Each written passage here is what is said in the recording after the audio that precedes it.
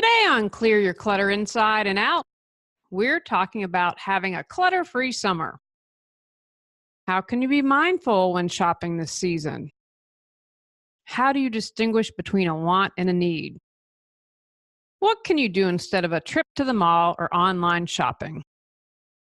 Learn how to not add to your clutter this season as we continue our month focusing on summertime.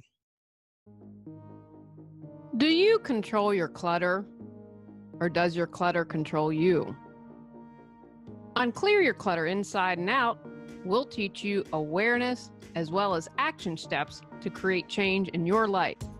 Come on, let's get started. Today's episode was inspired because, we're moving.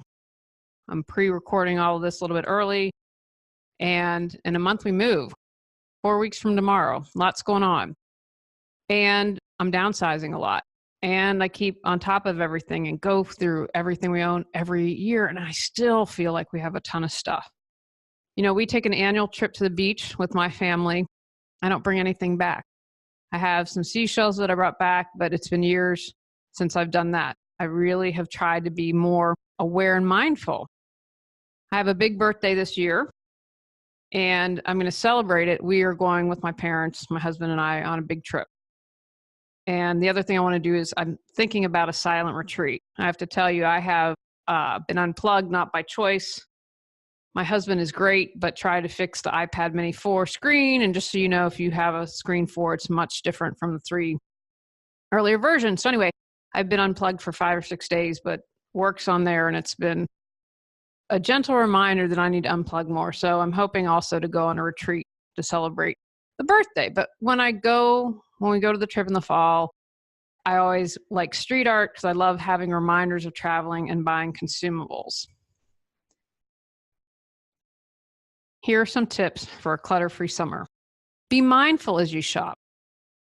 Do you really need this season's swimsuit, or is last season's fine? I have to admit, I don't get fashion. I can't compare things. I don't know I know what looks good on me, but I've never been someone that's fashionable. So getting new things seasonally is not something that I do.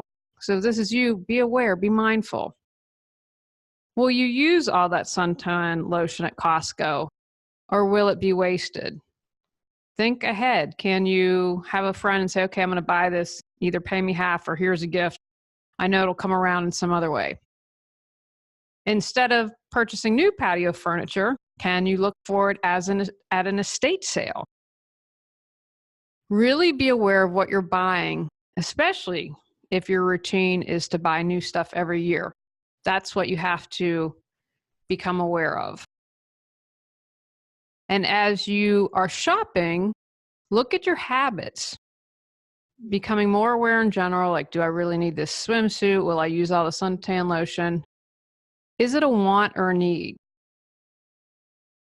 That's a question to begin with. And really examine this. Don't just kind of go through the motions, but become mindful. Do you really love it? If you don't look like $1,000 or feel like $1 million in that swimsuit, do you want to buy it? Do you even like it? Do you need it? If you lost it, would you buy the exact same thing? Instead of throwing that on sale item in your cart or filling up your bags with 10 for 10, really ask, debate, and listen to yourself. Now, again, if you do this out loud, they might want to commit you, but have a conversation in your head. Find support if you need it. I have joked before about leopard print. I have to watch out. I'm a lot better than I used to be because I know, okay, this is danger zone.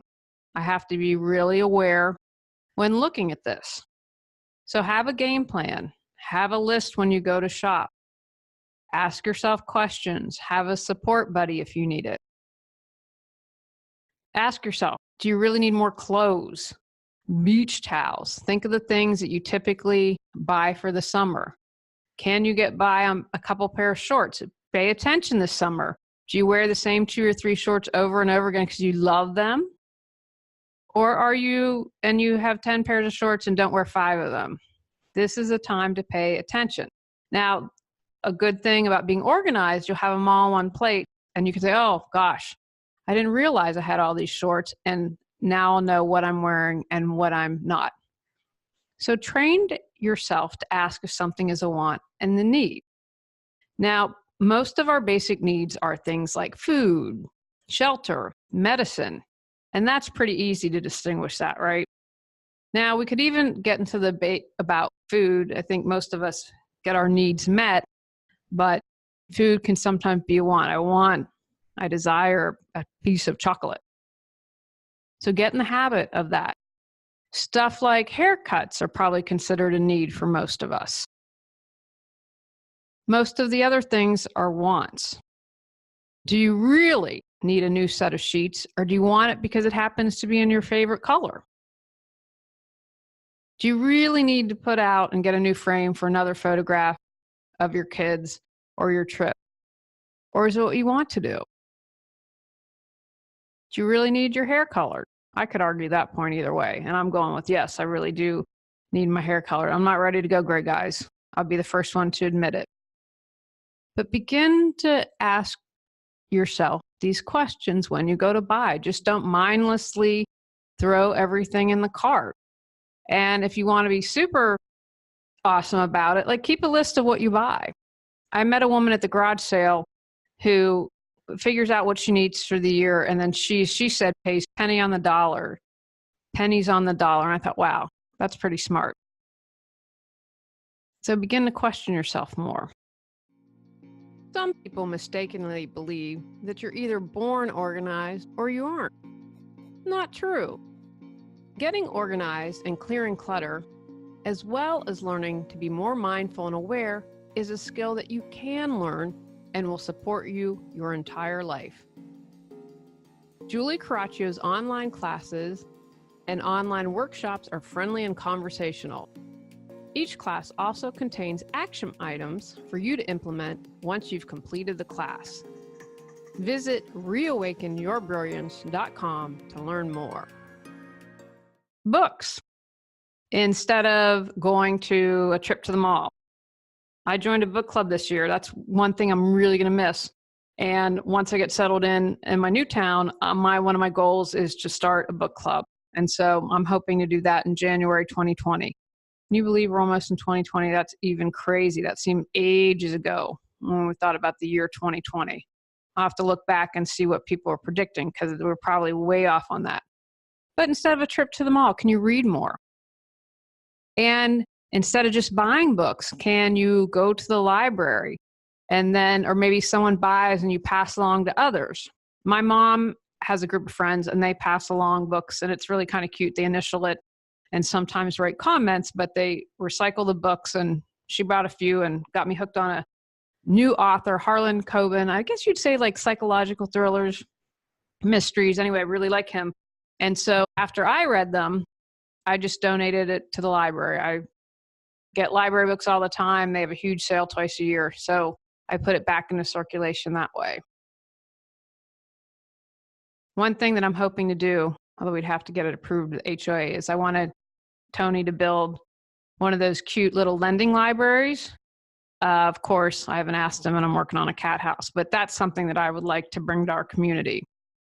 So instead of a trip to a mall or spending a couple hours online, can you take a cooking class?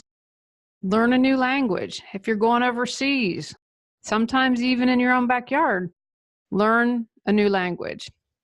Perhaps you could spend time volunteering or with an elderly relative. One of the things I'm most grateful for, when I was out in California, I was super close to my grandmother, and that was probably what I felt the most guilt about, because I couldn't see her as often because she was in West Virginia.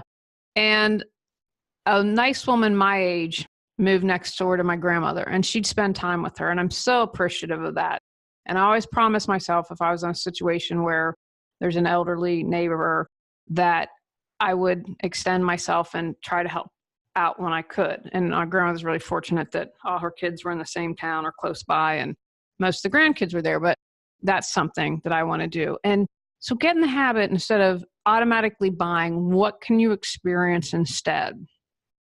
It's not all about going to the mall. I know growing up, we'd watch movies or go to the mall a lot, but be aware, get into the habit of not automatically buying something, especially if you're trying to fill an emotion such as boredom or loneliness. Now, most of you are probably going to go on vacation or travel this summer. Pay attention to what you're bringing home. Look for things like consumables or street art or something that you wear. We are going to go to Spain and Portugal. They're very well known for espadrilles. And that's something I'd wear. So I thought, you know what? It's been ages since I've had a pair. I'm most likely that's one of the souvenirs I'm going to buy because I will wear the shoes, put them to good use. But not only for yourself, mindfully buy for others. Do you think they really want something to dust? Again, I'm a huge fan of consumables because that helps bring back a piece of your vacation. Instead of, again, all those tchotchkes, get something, put your money towards an excursion or an event, something that will create memories.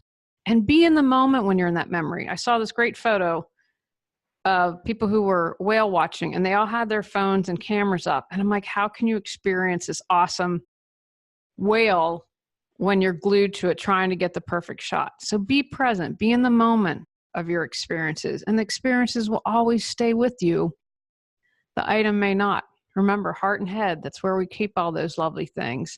And I've noticed as we've been downsizing, and again, because it's local, I'm willing to do downsizing phase 1 and downsizing phase 2. I was very proud of myself. This morning went through and let go of some picture frames, and I thought I can put some of these in the albums. I've really pared down my memories, and I am grateful for that because every so often, I think I'm going to donate my senior high school yearbook too, because I thought, when I go back to reunion in 40 years, like how often do I look at that? The more I downsize, I realize I don't need all that I have. And again, I'm not someone that's always had a ton of stuff, but it's just, I don't know if it's the big birthday coming up and reminiscing more, but it has become more clutter. It's become more of a burden. And I don't want that anymore. And I've been super excited with what we've been able to release. And I'm looking forward to doing it even more once we get settled. Take actions from today's podcast. Be aware of what you buy this summer. Ask yourself if it is a want or a need. Consider reading books, learning something new, or spending time with someone as a summer item instead of shopping.